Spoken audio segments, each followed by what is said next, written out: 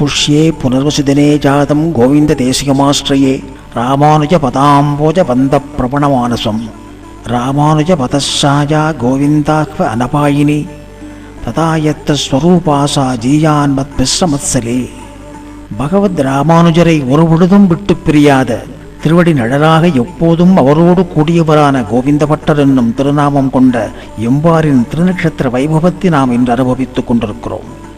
ராமானுஜ பதச்சாயா, அதாவது ராமானுஜரின் திருவடி நிழல் என்னும்படியான கோவிந்த பட்டர் என்னும் எம்பார் பகவத் ராமானுஜருக்கு 4 வருடங்கள் இளையவராக கிபி 1021 ஸ்ரீபெரும்புதூருக்கு அருகிலுள்ள மதுரமங்கலம் என்னும் திவ்யக்ஷேத்திரத்திலே பாரத்வாஜ கோத்திரத்திலே ராமானுஜருடைய சிறிய தாயாரான ஸ்ரீதேவிக்கும் கமலநயன பட்டருக்கும் திருக்குமாரராக தை மாதம் புனர்பூஷ நட்சத்திரத்திலே அவதாரம் பண்ணினார். இவர் தனது சகோதரரான ராமானுஜரோடு சேர்ந்து திருட்டுக்குழி என்னும் க்ஷேத்திரம் போய் அங்கே வசித்து வந்த யாதவ பிரகாசர் என்னும் ஆசிரியரிடத்திலே கல்வி பயின்றார். சிறு வயதிலேயே ஸ்ரீமத் ராமானுஜருடைய பேரறிவு ஆசிரியரையும் மிஞ்சும் அளவுக்கு இருந்தபடியாலும் ஆசிரியர் புகட்டும் பாடங்களில் பிழைகள் இருக்க கண்டு அதை ஸ்ரீமத் ராமானுஜர் தவறு என்று சுட்டி காட்டியதாலும் யாதவ பிரகாசர் ராமானுஜரிடத்திலே வெறுப்படைந்து தன்னை மிஞ்சிய மாணவனை கங்கையிலே மூழ்கடித்து கொல்ல திட்டம் தீட்டி காசி யாத்திரை புறப்பட்டார். இந்த திட்டத்தை நன்கு அறிந்த கோவிந்தர், அதாவது ராமானுஜருடைய சகோதரர், ஸ்ரீமத் ராமானுஜரிடத்தில் இதை தெரிவித்து அவரை காப்பாற்றினார். ஆக ஸ்ரீமத் ராமானுஜனுடைய உயிரை காத்த உத்தம சகோதரனாக கோவிந்தர் எம்பார் விளங்கினார் என்றால் அது மிகையாகாது. தன்னுடைய தம்பி கோவிந்தனுடைய அறிவுரைப்படி காசி யாத்திரை கோஷ்டியிலே இருந்து மறைந்து பகவானுடைய அனுகிரகத்தாலே காஞ்சிபுரம் வந்து சேர்ந்தார் ராமானுஜர். தொடர்ந்து கோவிந்தர் மாத்திரம் யாதவ பிரகாசரோடு சேர்ந்து காசி சென்றார். கங்கையிலே மூழ்கும்போது தன்னுடைய கையிலே வந்து சேர்ந்த சிவலிங்கத்தை யாதவ பிரகாசரிடம் காட்ட அவரும் உள்ளங்கை கொண்ட நாயனார் என பெயர் சூட்டினார். அதன்பின் அந்த சிவலிங்கத்தை மதுரமங்கலத்திலே பிரதிஷ்டை செய்து பின்னால் காளகஸ்தி சென்று சிவன் கோயிலிலே தொண்டு செய்து வந்தார் கோவிந்தர். இதை அறிந்த ராமானுஜர் தன்னுடைய தாய் மாவனான ஆச்சாரியன் திருமலை நம்பியிடம் விண்ணப்பித்து ஆவண செய்து அவரை வைணவ கைங்கரியத்திலே ஈடுபடுத்த கேட்டுக்கொண்டார். அதன்படியாக திருமலை நம்பியும் கோவிந்தரை நன்கு திருத்தி பணிகொண்டு வைணவத்தில் ஈடுபடுத்தி பின் ஸ்ரீமத் ராமானுஜரிடத்திலே சிஷ்யராக ஒப்படைத்தார். அதன்பின் ராமானுஜனுடைய நிழலாக கோவிந்தர் வைஷ்ணவ கைங்கரியங்களிலே ஈடுபட்டு பகவத் பாகவத விஷயங்களில் தன்னை முழுவதுமாக அர்ப்பணித்துக் கொண்டார். அத்தோடு கோவிந்தர் பரம வைராகிய நிஷ்டை உடையவராய் தன்னை முழுவதுமாக மாற்றிக்கொண்டு சந்நியாச ஆசிரமத்தை பெற்றுக்கொண்டு எம்பார் என திருநாமம் பெற்றார். கூரத்தாழ்வானின் குமாரரான பராசரபட்டருக்கும் ஸ்ரீராமப்பிள்ளைக்கும் ஆச்சாரியன் எம்பார் என்பது குறிப்பிடத்தக்கது. ஒரு ஆச்சாரியனுடைய பெரும் படி பற்றி எம்பார் கூறுவார். அஞ்ஞானத்தை விலகும்படி பண்ணுவதும் ஞானத்தை உள்ளத்தில் குடிவரும்படி பண்ணுவதும் ஞான ருசியை கொழுந்துவிட்டு ஓடும்படி செய்வதும் ஆச்சாரிய ஹிருதயம் பண்ணும் விஷயம் என்பார்.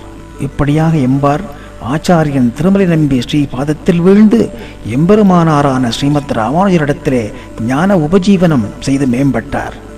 ஒரு சமயம் வீரசுந்தரன் என்னும் சிற்றரசன் ஒரு தாசிகுலப் பெண்ணை அடைய எண்ணி விரட்டி வந்தான். அவள் பயந்து போய் எம்பார் மடத்திலே தஞ்சம் புகுந்து வேண்டினாள்.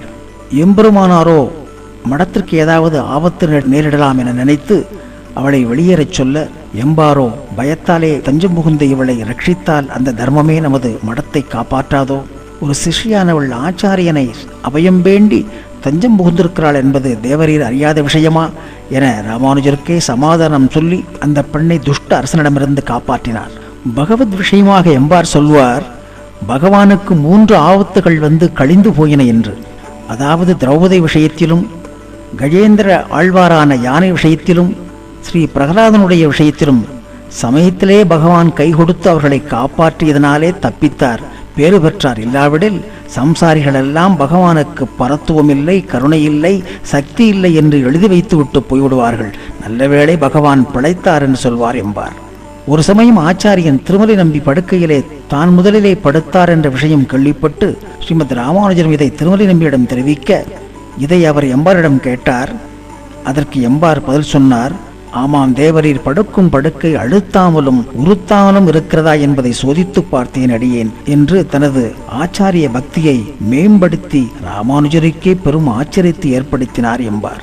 ஸ்ரீமத் ராமானுஜர் திருநாடு அலங்கரிக்கும் தருவாய் ஏற்பட துடித்து போனார் எம்பார்.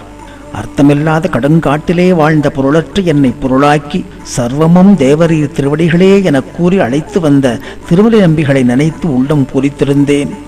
தேவரீர் திருவடிகளை விட்டு ஒரு க்ஷணமும் உயிர் வாழ்வது என்பது அடியேனால் முடியாது. ஜலத்தை விட்டு பிரியும் மீன் போலே உமது திருவடிகளை பிரிந்து இருக்க அடியேனால் முடியாத காரியம் என கண்ணீர் வருக ராமானுஜனுடைய திருவடியை நன்கு பற்றி கொண்டு வீழ்ந்து கிடந்தார் எம்பார். ராமானுஜனும் எம்பாரை குளிரக் கடாட்சித்து திருவடி மலர்களாலே எம்பாரின் திருமுடியை அலங்கரித்துக் கொண்டே தனது ஆச்சாரியனை நினைந்து கொண்டு திருநாட்டுக்கு எழுதளினார்.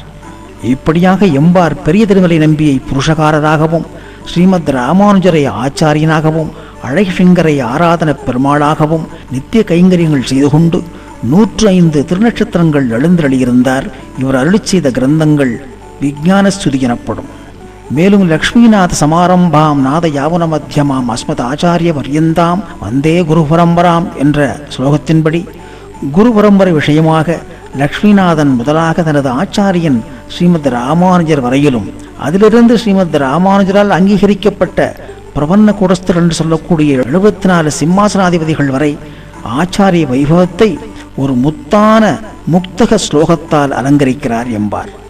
லக்ஷ்மீநாதாக்கியசிந்தௌ சடர் புஜலத பிராப்பிய காருண்ய நீரம் நாதாத் ராவ யசிஞ்சஸ்ததனு ரகுவராம் போஜ சக்ஷூர்ஜராப்யாம் கத்பாதாம் யாமுனாக்கியாம் சரிதமத யதீந்திராக்கிய பத்மாகரேந்திரம் சம்பூரிய பிராணிசஸ்யே பிரவகதி பகூதா தேசிகேந்திர பிரமோகை. அதாவது லக்ஷ்மிநாதனாகிய பெரிய சமுத்திரத்திலே இருந்து நம்மாழ்வாரான மேகம் கருணை நீரை பருகி நாதமுனிகளாகிய மலையில் பொழிந்தது. அப்புனித நீர் உய்யங்கொண்டான் மணக்கால் நம்பி ஆகிய 2 அருவிகள் மூலம் ஆளவந்தார் என்னும் பெரிய பேராற்றை அடைந்தது. அதிலிருந்து பெரிய நம்பிகள், திருமலை நம்பிகள், திருக்கோஷ்டியூர் நம்பிகள், திருமாலையாண்டான், திருவரங்கப் பெருமாள் அரையர் எனும் 5 ஆச்சாரிகளாகிய கால்வாய்கள் மூலமாக ஸ்ரீமத் ராமானுஜர் என்னும் பெரிய ஏரியை அடைந்து அதிலிருந்து ராமானுஜரால் நியமிக்கப்பட்ட 74 சிம்மாசனாதிபதிகள் அதாவது ஆச்சாரிகளாகிய மதகர்கள் மூலமாக உயிர்களாகிய நம்போன்ற பயிர்கள் வாழ்ந்து உய்யும் பொருட்டு பெருகி ஓடுகிறது என்று அருளிச் செய்தார் எம்பார். எதிராஜராகிய பகவத் ராமானுஜனுடைய திவ்ய திருமேனி உருவம் நமது ஹிருதயத்திலே நன்கு நிலைத்து நின்று குடிகொண்டு விட்டால் அதன்பின் நம் வாழ்வில் எந்த பேராவத்திற்கும் இடம் கிடையாது என எம்பார் ஆணித்தரமாக உரைக்கிறார். பத்மவனத்திகள் பைங்கழல் உந்தன் பல்லவமே விரலும் பாவனமாகிய பைந்துவராடை பதிந்த மருங்கழகும் முப்புரி நூலோடு முன்கையில் ஏந்திய முக்கோவில் தன்னழகும் முன்னவர் தந்திடும் மொழிகள் நிறைந்திடும் முழுவல் நிலாவழகும் கற்பகமே விழி கருணை பொழிந்தொடு கமல முகத்தழகும் காரிசு தன்கடல் சூடிய முடியும் கனலச்சிகை அழகும் எப்பொழுதும் எதிராஜன் வடிவழகு என் இதயத்துள்ளதால் இல்லை எனக்கெதிர் இல்லை எனக்கெதிர் இல்லை எனக்கெதிரே. எப்பொழுதும் எதிராஜன் வடிவழகு என் இதயத்துள்ளதால் இல்லை எனக்கெதிர் இல்லை எனக்கெதிர் இல்லை எனக்கெதிரே என நமக்கு பெரும் நம்பிக்கை ஊட்டுகிறார். எம்பார் பெரிய திருமொழி தனியனாக அருளியிருக்கிறார். எங்கள் கதியே ராமானுஜ முனியே சங்கைகடு தாண்ட தவராசா பொங்குபுகள் மங்கையர்கோ நீந்த மறையாயிரம் அனைத்தும் தங்குமனம் நீ எனக்குத்தா. இப்படியாக அவருடைய திருநட்சத்திர தினத்திலே ஆச்சாரியனான எம்பாரை நினைந்து அவருடைய வைபவத்தை அனுபவிப்பதன் மூலமாக நாம் செய்யும் திருத்தொண்டாக அமையும் எனச் சொல்லி பூவளரும் திருமகளார் பொலிவுற்றோன் வாழியே பொய்கை முதல் பதர்மர் கலைப்பொருளுரைப்போன் வாழியே மாவளரும் பூதூரான் மலர்பதத்தோன் வாழியே மகரத்தில் புனர்பூசம் வந்துதித்தான் வாழியே தேவும் எப்பொருளும் படைக்கு திருந்தினான் வாழியே திருமலை நம்பி கடிமை செய்பவன் வாழியே பாவையர்கள் கலவியிருள் பகலன்றான் வாழியே பட்டதுருள் எம்பார் பொற்பதம் இரண்டும் வாழியே என வாழி திருநாமம் பாடி எம்பார் திருவடிகளே சரணமெனச் சொல்லி அமைகிறேன்.